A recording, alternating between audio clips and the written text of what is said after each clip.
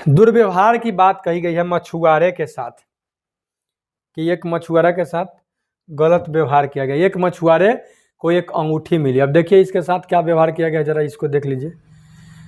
ठीक है, अभिज्ञान शकुंतलम याद हो गया होगा कि ये किसके द्वारा, कालिदास के द्वारा लिखा हुआ है। ठीक ना। दुष्यंत नामक राजा और शकुंतला नामक एक लड़की से प्रेम का कहानी है। एक मछुआरे को एक कीमती अंगूठी मिली, कीमती एकदम। यह अंगूठी राजा ने शकुंतला को भेंट की थी और ये अंगूठिया जो था ना, राजा जो था वो शकुंतला के भेंट की थी, मतलब गिफ्ट दी थी अपने प्रेमिका को। पर दुर्घटनावश उसे एक मछली निगल गई थी। अच्छा, जब मछुआरा इस अंगूठी को लेकर राजमहल पहुंचा तो द्वारपालक ने उस पर चोरी का आरोप लगाया, समझे। और मुख्य पुलिस अधिकारी भी बहुत बुरी तरह से पेश आया। राजा उस अंगूठी को देखकर बहुत खुश हुए और उन्होंने मछुआरे को इनाम दिया। बताइए, ये पगला था सब। जब मान लीजिए चोरी करता कोई तो लेके जाता देने के लिए, ठीक ना। पुलिस वाला और द्वारपालक मछुआरे से इनाम का कुछ हिस्सा हड़पने के लिए उसके साथ शराब खाने भी चल पड़े। ठीक है, बस इतना ही दिया हुआ है, ऐसे तो बहुत सारा होगा, झलक के है। चीनी तीर्थयात्री फैयान, चीनी तीर्थयात्री जो फैयान है, फासियन यहाँ लिखा हुआ है, ठीक ना, उसमें फैयान लिखा। ध्यान उन लोगों की दुर्गति पर भी गया जिन्हें ऊंचे और शक्तिशाली लोग अछूत मानते थे। अब ये भी था रीति रिवाज, उसी को ढोता है लोग, कुछ लोग नहीं जी, कुछ ऐसे मानसिकता वाले लोग अछूत मानते थे, मतलब उसको छूना नहीं है। इन्हें शहरों के बाहर रहना पड़ता था। वे लिखते हैं कि अगर इन लोगों को शहर या बाजार के भीतर आना होता था तो सभी को आगाह करने के लिए ये लकड़ी के एक टुकड़े पर चोट करते रहते थे कि हाँ भाई हम आ रहे हैं, सब लोग अलग हो जाने तो हमसे छुआ जाओगे। यह आवाज़ सुनकर लोग सतर्क होकर अपने को छू जाने से या किसी भी प्रकार के संपर्क से बचते थे। एक जगह बाण भर द्वारा अभियान पर निकली राजा की सेना का बड़ा सजीव चित्रण किया गया है कि एक बार राजा की बाण भर द्वारा अभियान पर निकला राजा की सेना, ठीक ना। देखिए राजा की सेना, राजा बड़ी मात्रा में साजो सामान लेकर यात्रा करते थे। इनमें हथियारों के अतिरिक्त रोजमर्रा के उपयोग में आने वाला, डेली के उपयोग में आने वाला चीज़ है, जैसे बर्तन असबाम जिसमें सोने की पायदान भी शामिल है, खाने पीने का सामान, बकरी, हिरन, खरगोश, सब्जियां, मसाले आदि विभिन्न प्रकार की चीज़ें शामिल होती थी। ये सारी चीज़ें ठेला गाड़ियों पर या ऊँटों तथा हाथियों जैसे सामान ढोने वाले जानवरों के पीठ पर लाद कर ले जाई जाती थी। इस विशाल सेना के साथ साथ संगीतकार, नगारे, बीगुल तथा तुरही जय इंसान थी होते। कैसे है, चलिए आशा करता हूँ कि अच्छे होंगे, जाओगे एकदम मस्त होंगे, तंदुरुस्त होंगे। ठीक है, क्लास 6 हिस्ट्री अध्याय 10 नए साम्राज्य और राज्य। ठीक है, नए साम्राज्य और राज्य, किस तरह से नया नया साम्राज्य बना और राज्य बना। तो आज इस अध्याय में हम लोगों को इसके बारे में पढ़ना है। चलिए तो बिना देर किए हुए शुरू करते हैं और पूरे इसको व्याख्या के साथ समझने का कोशिश करते हैं। देखिए रटंत विद्या घटंत होता है, इसलिए हम रटंत विद्या नहीं, हम लोग व्याख्या से पढ़ेंगे। उसके बाद जब व्याख्या से पढ़ेंगे तो हम जरूर पकड़ लेंगे। अरविंद है, देखो छोटुआ का दांत दिखा रहा है, वो दांत तक खिड़की खुला लेकर, है ना। स्कूल में खेले जाने वाले नाटक में राजा की भूमिका अदा करने के लिए चुना गया। अच्छा, ये अरविंद जो है ये राजा के भूमिका लिए, तो राजा का रोल लिया है, ठीक है ना। उसने सोचा था कि वह शाही वेशभूषा में मूंछों पर ताव देते हुए रूप हले कागज में लिपटी तलवार को शान से पकड़कर चहल कदमी करेगा, एकदम बढ़िया सा राजा चाल चलेगा। जरा सोचो उसे कितनी हैरानी हुई जब उसे बताया गया कि उसे बैठकर बीना भी बजानी होगी, बैठ करके बीना भी बजानी होगी और कविता पाठ भी करना होगा। एक संगीतज्ञ राजा कौन हो सकता है वह। अरविंद सोचने लगा कि अच्छा, जिसका हम रोल करने जा रहे हैं भाई, ये किसका रोल है। राजा तो बहुत हुए, लेकिन ये जो हमको रोल मिल रहा है कि भाई बीना भी बजाना है, कविता का पाठ भी करना है, तो आखिर ये और बाद संगीतज्ञ राजा मतलब हम बन रहे हैं, आखिर कौन हो सकता है। देखिए क्या बताती है प्रस्तुतियां, क्या बताती है प्रस्तुतियां। दरअसल अरविंद गुप्त वंश के प्रसिद्ध राजा, गुप्त वंश का जो प्रसिद्ध फेमस जो राजा थे समुद्रगुप्त, इसी की भूमिका अदा करने जा रहा था। जो कि बीना भी बजाते थे और कविता का पाठ भी करते थे। समुद्रगुप्त के बारे में हमें इलाहाबाद में अशोक स्तंभ पर खुदे एक लंबे अभिलेख से पता चलता है। और ये बात का पता किससे चलता है कि हाँ भाई ये बीना भी बजाते थे और ये व्यक्ति कविता का पाठ भी किया करते थे।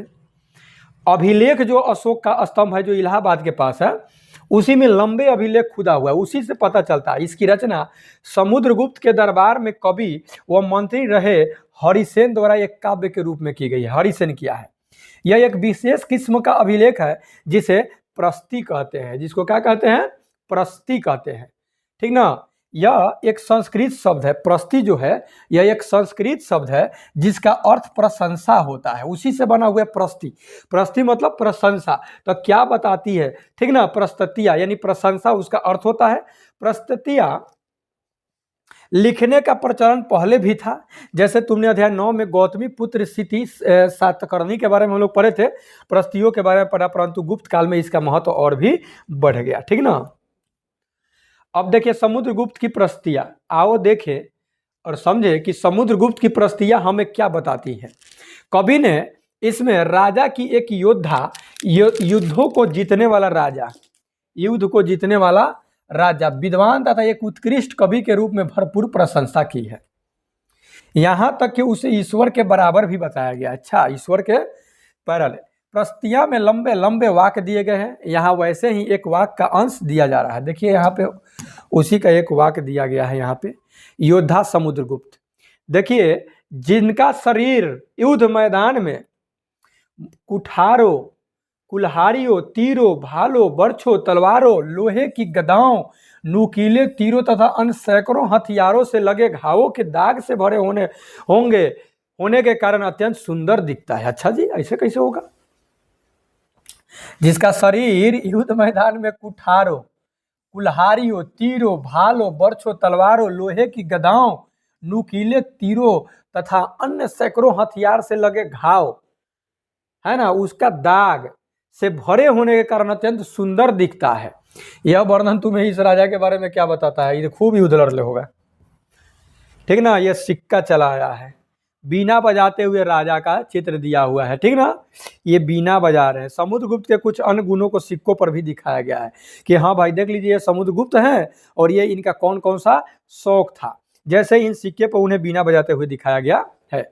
देखिए, अगर तुम मानचित्र 7 यानी 105 वाला ये जो देखेंगे, गौर से देखो तो पाओगे कि एक क्षेत्र को हरे रंग से रंगा गया है, दूसरे आगे है तुम्हें पूर्वी तट पर एक के साथ साथ क्रम में लाल बिंदु दिखेंगे, उसी तरह के क्षेत्र बैगनी और नीले रंग के भी मिलेंगे। यह मानचित्र इस प्रस्ती में प्राप्त जानकारियों के आधार पर बनाया गया है। हरिसेन 4 विभिन्न प्रकार के राजाओं और उनके प्रति समुद्रगुप्त की नीतियों का भी वर्णन करता है। देखिए मानचित्र में हरे रंग का, किधर है बे मानचित्र? यहाँ है। ये जो मानचित्र है इसमें हरा रंग है, कनौज, प्रयाग, पाटलिपुत्र और नालंदा के बारे में है, ठीक है। और उसके बाद एक और रंग जो है आंतरिक राज्य, अंदर के राज्य के बारे में है, और एक आर्यावत बाहर के नगर और गुप्त है। जहाँ जहाँ ये जो धाबा दिखाई दे रहा है, अजंता हो गया, अमरावती हो गया, ये सब नगर है। और ये जब जो दिखाई दे रहा है ये वाला हरा टाइप के ही दिखाई दे रहा है, ये गुप्त वंश द्वारा जीता गया नगर है। गुप्त वंश में जो नगर को जीता है वो सब का है, ठीक है। देखिए इसमें है मानचित्र में हरे रंग का क्षेत्र आर्यावत के, अच्छा वही चीज़ है। इसके बाद ठीक है, इसमें कुछ राजधानियों को भी दिखाने का मानचित्र में लाल बिंदु किया गया है।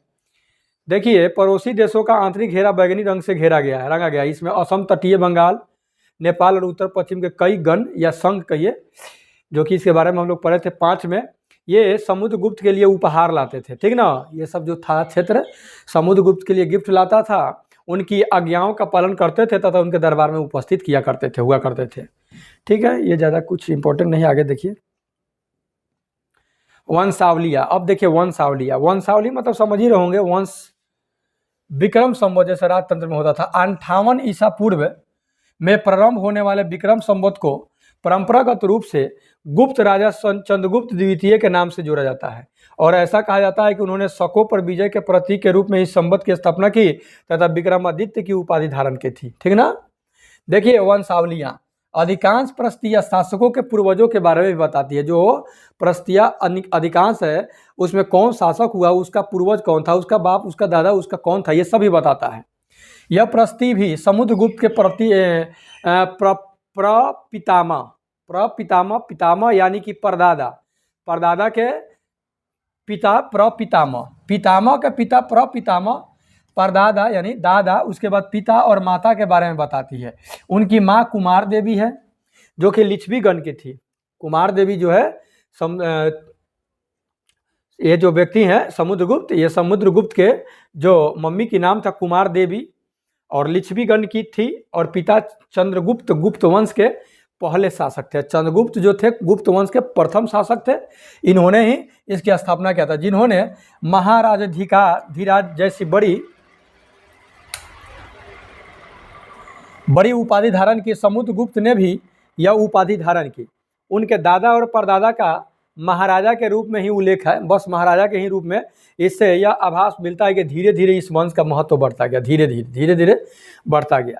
समुद्रगुप्त के बारे में हमें उनके बाद के शासकों, समुद्रगुप्त के बाद का जो शासक है, जैसे उनका बेटा चंद्रगुप्त द्वितीय, जो कि यह वंशावली हुआ यानी पूर्वजों की सूची से भी जानकारी मिलती है। तो चंद्रगुप्त समुद्रगुप्त के बेटा चंद्रगुप्त द्वितीय था, ठीक ना। उनके बारे में अभिलेखों तथा सिक्कों से पता चलता है उन्होंने पश्चिम भारत में, भारत का जो पश्चिमी हिस्सा है उसमें सैन्य अभियान में अंतिम शक शासक को परास्त किया था।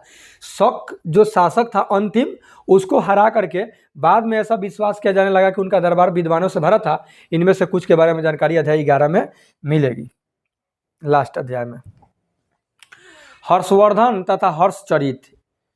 हर्षवर्धन, देखिए जिस तरह गुप्त वंश के शासकों के बारे में अभिलेख हो तथा सिक्कों से पता चलता है ना गुप्त वंश के कौन कौन सा शासक था, ठीक है ना, उसके बारे में जो अभिलेख लिखा हुआ है, खुदा हुआ है, और सिक्का पर जो फोटो वोटो है लिखा हुआ है, उससे पता चलता है।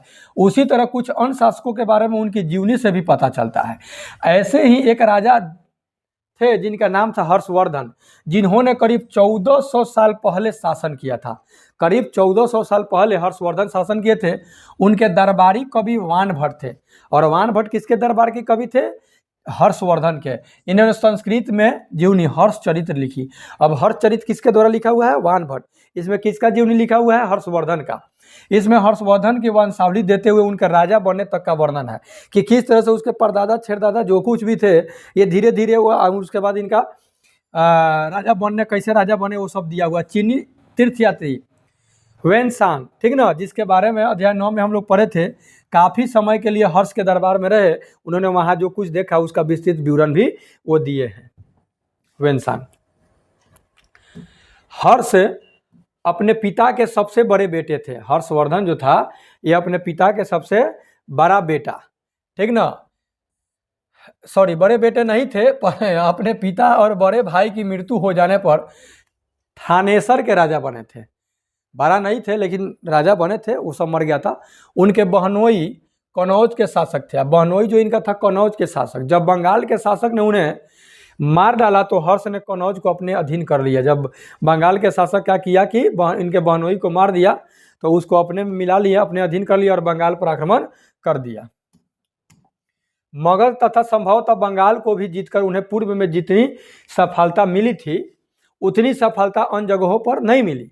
जब उन्होंने नर्मदा नदी को पार कर दक्कन की ओर बढ़ रहे थे ना, तब बढ़ने की कोशिश की, तब चालुक्य नरेश पुलकेशिन द्वितीय ने उनको क्या किया? रोक दिया, ठीक ना। पुलकेशिन द्वितीय का किया? रोक दिया, जब नर्मदा नदी की ओर ये बढ़ रहे थे। तो अब पल्लव, चालुक्य और पुलकेशिन द्वितीय की प्रस्तियाँ, इनका देखिए कहाँ सब क्या मिलता है। इस काल में पल्लव और चालुक्य दक्षिण भारत के सबसे महत्वपूर्ण राजवंश था। ये जो पल्लव और चालुक्य जो वंश था, ये दक्षिण का सबसे महत्वपूर्ण राजों का वंश था। पल्लवों का राज, उनकी राजधानी कांचीपुरम। अब पल्लवों की जो राज्य और उसकी राजधानी था कहाँ था? कांचीपुरम के आसपास के क्षेत्रों से लेकर कावेरी नदी के डेल्टा तक फैला था, जबकि चालुक्यों का राज कृष्णा और तुंगभद्रा नदियों के बीच स्थित था। जितना ये सब बना रहा था सब नदी के किनारे, पानी के चलते। चालुक्यों की राजधानी एहोल, और चालुक्यों की राजधानी कहाँ थी? एहोल थी, ठीक ना, एहोल थी। यह एक प्रमुख व्यापारिक केंद्र था।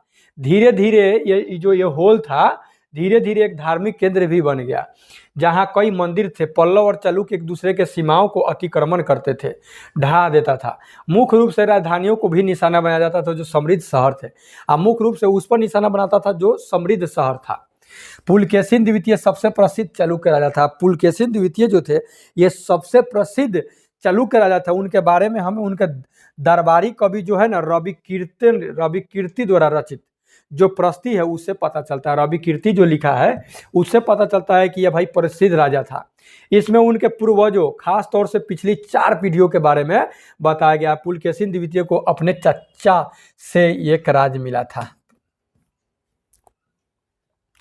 रवि कीर्ति के अनुसार उन्होंने पूर्व तथा पश्चिम दोनों समुद्र तटीय इलाकों में अपने अभियान चलाए थे, ठीक ना। इसके अतिरिक्त उन्होंने हर्ष को भी आगे बढ़ने से रोका था। हर्ष का अर्थ है आनंद। हाँ, हर्ष का तो सबको जानता, आनंद, हर्षवर्धन। कवि का कहना है कि इस पराजय के बाद हर्ष अब हर्ष नहीं रहा। पुलकेशिन द्वितीय ने पल्लव राजा के ऊपर भी आक्रमण किया, जैसे कांचीपुरम की दीवार के पीछे शरण लेनी पड़ी थी। पर चालुक्यों की विजय अल्पकालीन थी, कुछ ही समय के लिए था। फिर लड़ाई से दोनों वंश दुर्बल होते गए, कमजोर हो गया। पल्लवों और चालुक्यों को अंततः राष्ट्रकूट तथा चोल वंश ने क्या कर दिया, समाप्त कर दिया। राष्ट्रकूट और चोल वंश दोनों को, पल्लव और चालुक्य वंश को खत्म कर दिया। इसके बारे में कक्षा 7 में पढ़ना है, ये तो 6 का है। इन राज्यों के प्रशासन कैसे चलता था, कैसे प्रशासन चलता था, सुनिए। पहले के राजाओं की तरह इन राजाओं के लिए भूमि का सबसे महत्वपूर्ण, भूमि जो कर था, जो भूमि से टैक्स वसूला जाता था, वही सबसे महत्वपूर्ण बना रहा। प्रशासन की प्राथमिक इकाई गांव होता था, गांव से शुरू करके लेके जाता था लोग, ठीक ना। लेकिन धीरे धीरे कई नए बदलाव आए। राजाओं ने आर्थिक, सामाजिक, राजनीतिक या सैन्य शक्ति रखने वाले लोगों का समर्थन जुटाने के लिए कई कदम उठाए। उदाहरण के तौर पर देखिए क्या कदम उठाया। कुछ महत्वपूर्ण प्रशासकीय पद आनुवंशिक बन गए, अर्थात आनुवंशिक के मतलब बेटा भले जो मरेगा ओकर बेटा, वो मरेगा ओकर बेटा अपने पिता का पद पाते थे। जैसे कि कवि हरिसेन जो थे ना, इनका पिता की तरह महादंडनायक अर्थात मुख्य न्याय अधिकारी थे ये हरिसेन। कभी कभी एक ही व्यक्ति कई पदों पर कार्य करता था, एक एगो व्यक्ति। जैसे कि हरिसेन एक महादंडनायक होने के साथ साथ कुमार अमात्य अर्थात एक महत्वपूर्ण मंत्री तथा एक संधि विग्राहिक अर्थात युद्ध और शांति के विषयों का भी मंत्री था। जैसे आज भी बहुत लोगों को 2-3 प्रभार लेके रख लेता है, तो ये सब तो सीखा है उसी से, सबसे ना इतिहास इसलिए पढ़ा जाता है। संभवतः वहाँ के शासकीय प्रशासन में प्रमुख व्यक्तियों का बहुत बोलबाला था। इनमें नगर श्रेष्ठ यानी मुख्य बैंकर या शहर का व्यापारी, सार्थवाह यानी व्यापारियों के काफिलों का नेता, प्रथम कुलिक अर्थात मुख्य शिल्पकार तथा कायथो यानी लिपिकों के प्रधान जैसे लोग होते थे। आगे देखिए, इस तरह की नीतियाँ कुछ हद तक प्रभावशाली होती थी। इस तरह की नीति जो था कुछ हद तक ले प्रभावशाली होती थी, पर समय के साथ साथ इनमें कुछ व्यक्ति इतने अधिक शक्तिशाली हो जाते थे माल तहल कमा करके कि अपना स्वतंत्र राज्य स्थापित कर लेता था। बताइए, मतलब वही बात है जैसे आज कैसे लोग मान लीजिए कि लूट मार करता है, घूस पद पर आता है तो घूस लेता है, आप पूरा पैसा वाला हो जाता है, उस तरह से भी करता था सब। एक प्रकार की सेना, कुछ राज्य अभी भी पुराने राजाओं की तरह एक सुसंगठित सेना रखते थे जिसमें हाथी, रथ, घुड़सवार और पैदल सिपाही होता था। पर इसके साथ साथ कुछ सेना नायक भी होते थे, उस सबका एगो में जो आवश्यकता पड़ने पर राजा को सैनिक सहायता भी दिया करता था। इन सेना नायकों को कोई नियमित वेतन नहीं दिया जाता था, बदले में इसमें से कुछ भूमि दान दे दिया जाता था। भूमि दान कर देता था, दी गई भूमि से ये कर वसूलता था। जो भूमि उसको दान में मिलता था उससे जो खेती बाड़ी करवाता था, उससे जो टैक्स वसूल करके अपना काम चलाता था, जिससे ये सेना और घोड़ों की देखभाल करते थे। साथ ही वे इसे युद्ध के लिए हथियार जुटाते थे जो टैक्स आता था। इस तरह के व्यक्ति सामंत कहलाते था। इस तरह के व्यक्ति क्या कहलाता था, सामंत कहलाता। जो नहीं कहता लोग कि सामंतवादी व्यवस्था, जहाँ कहीं भी शासन दुर्बल होते थे ये सामंत स्वतंत्र होने की कोशिश करते थे। और जहाँ देखता था कि भाई रे जो राजा है वो कमजोर पड़ा तो ये फ्री हो जाएगा, फ्री होकर के अपना एगो बना लेगा। दक्षिण के राज्यों की सभाएं, पल्लवों के अभिलेखों में ये सब बस थोड़ा थोड़ा जानना है, बस खाली ये टिप पकड़ बनाना है। जब 7 क्लास के हम लोग पढ़ेंगे ना तो सब एकदम बारीकी से पढ़ना है, ठीक ना। ये को बाउंस नहीं करेगा आपका। कई स्थानीय सभाओं की चर्चा है, इसमें से एक था ब्राह्मण भूस्वामियों का संगठन जिसे सभा कहते थे। ब्राह्मणों भूस्वामियों का एक संगठन होता था, इसको सभा कहते थे। ये सभाएं उप समितियों के जरिए सिंचाई, खेती बाड़ी से जुड़े विभिन्न काम, रोड बनाना, स्थानीय मंदिरों की देखभाल करना आदि का काम करती थी। जिन इलाकों के भूस्वामी ब्राह्मण नहीं थे, वहाँ उड़ नामक ग्राम सभा के होने की बात कही गई है। उड़ नगर नगरम व्यापारियों की एक संगठन का नाम था, नगरम। संभवतः इन सभाओं पर धनी तथा शक्तिशाली भूस्वामियों और व्यापारियों का नियंत्रण था। इनमें से बहुत सी स्थानीय सभाएं शताब्दियों तक काम करती रही, कई शताब्दी तक। उस जमाने में आम लोग, अब देखिए ये तो राजा महाराजा सैनिक वैनिक के खाता कहानी हो गया, आम लोग का क्या स्थिति था। देखिए जनसाधारण के जीवन की थोड़ी बहुत झलक हमें नाटकों तथा अन्य स्रोतों से मिलती है। चलो इसके कुछ उदाहरण देखते हैं। देखो कालिदास अपने नाटकों में, अब कालिदास अपने नाटक में लिखे, उससे पता चल जाता है कि भाई आम आदमी का जीवन कैसा था। राज दरबार के जीवन के चित्रण के लिए प्रसिद्ध है कालिदास। अपने नाटक में जो राज दरबार में कैसा कैसा क्या होता था उसी का ये चित्रण करते थे और उसके बाद नाटक खेलता था लोग। इन नाटकों में एक रोचक बात यह है कि राजा और अधिकांश ब्राह्मणों को संस्कृत बोलते हुए दिखाया गया है। राजा और ब्राह्मण ही संस्कृत बोलेगा, जबकि अन्य लोग तथा महिलाएं प्राकृत बोलते हुए दिखाया गया है। उनका सबसे प्रसिद्ध नाटक अभिज्ञान शकुंतलम, याद रखिएगा अभिज्ञान शकुंतलम जो है कालिदास के द्वारा लिखा हुआ है। ठीक है, ऐसे रट्टा मारिए कि अभिज्ञान शकुंतलम किसके द्वारा लिखा गया था, कालिदास के द्वारा, कालिदास के द्वारा। यहाँ आप उसको डिटेल पढ़ रहे, कभी भूलाइएगा नहीं। तो यही होता है अभिज्ञान शकुंतलम। दुष्यंत नामक एक राजा और शकुंतला नाम की एक युवती की प्रेम कहानी है। अब ये भी आप जानिए, वो मत रट्टा मारिएगा तो बस जानिएगा कि हाँ भाई ये किताब कालिदास के द्वारा लिखा गया है। लेकिन भाई अरे कालिदास में कहा लिखले हैं, तो याद रखिएगा दुष्यंत नामक एक राजा है और शकुंतला नामक एक युवती है, लड़की है, ओकरे से प्रेम का कहानी उसमें है अभिज्ञान शकुंतलम में। इस नाटक में एक गरीब मछुआरे के साथ राज कर्मचारियों के दुर्व्यवहार की भी बात कही गई है। ठीक ना।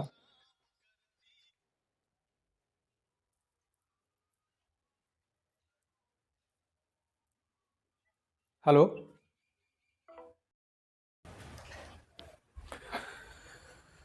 दुर्व्यवहार की बात कही गई है मछुआरे के साथ, कि एक मछुआरा के साथ गलत व्यवहार किया गया। एक मछुआरे को एक अंगूठी मिली। अब देखिए इसके साथ क्या व्यवहार किया गया, जरा इसको देख लीजिए।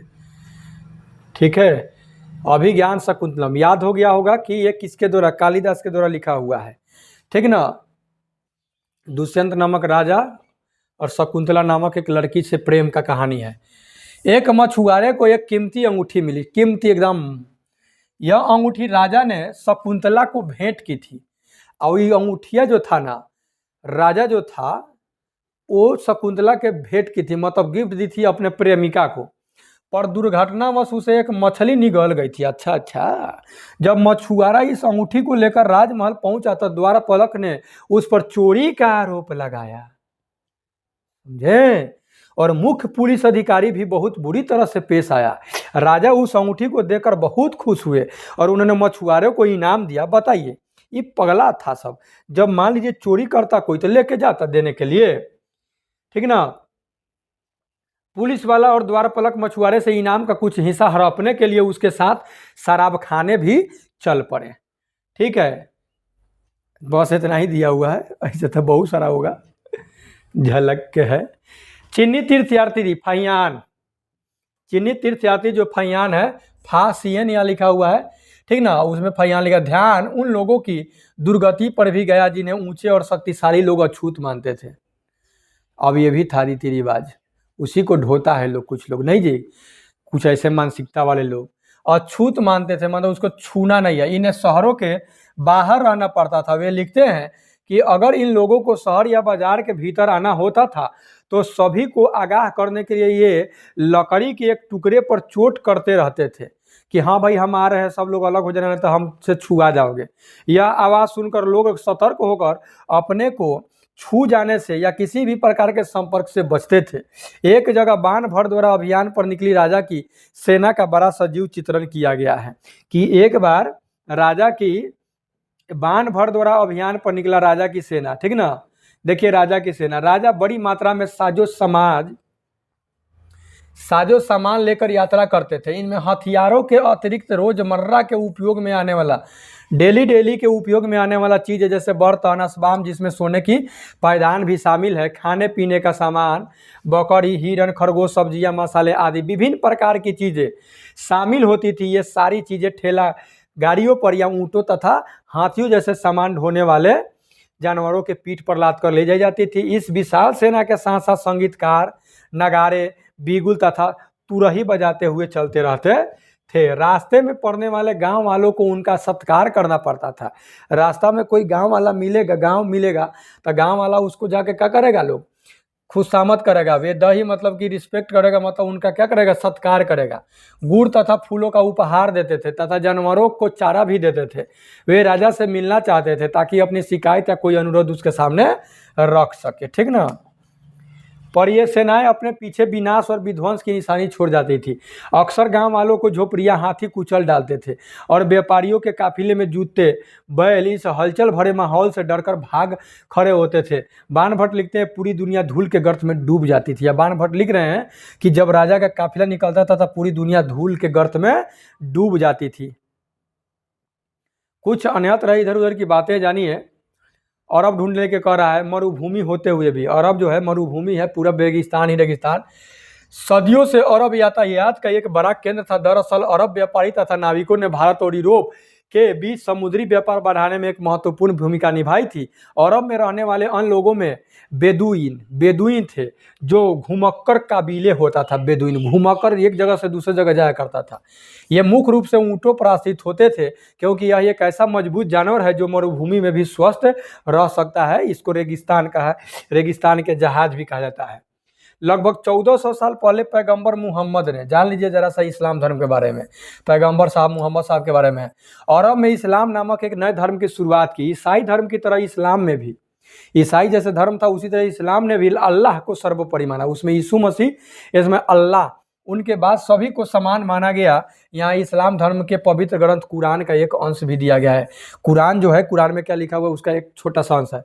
देखिए, मुसलमान स्त्रियों और पुरुषों के लिए, विश्वास रखने वाली स्त्रियों और पुरुषों के लिए, भक्त स्त्रियों और पुरुषों के लिए, सच्चे स्त्रियों और पुरुषों के लिए, धैर्यवान और स्थिर मन के स्त्रियों और पुरुषों के लिए, दान देने वाली स्त्रियों और पुरुषों के लिए, उपवास रखने वाली स्त्रियों और पुरुषों के लिए, अपनी पवित्रता बनाए रखने वाले स्त्रियों और पुरुषों के लिए, अल्लाह को हमेशा याद करने वाली स्त्रियों और पुरुषों के लिए अल्लाह ने इन सब के लिए ही क्षमा और पुरस्कार रखा है। अगले 100 सालों के दौरान इस्लाम उत्तरी अफ्रीका, स्पेन, ईरान और भारत में भी फैल गया, ठीक ना।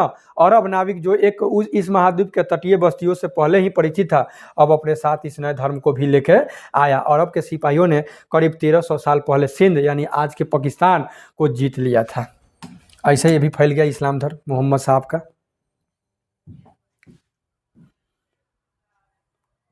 ठीक है। तो यही सब था आपका ये चैप्टर, इस चैप्टर में, ठीक ना। अब हम क्या कर रहे हैं, मिलते हैं नेक्स्ट चैप्टर में। एक चैप्टर और बचा, उसके बाद ये ख़त्म हो जाएगा।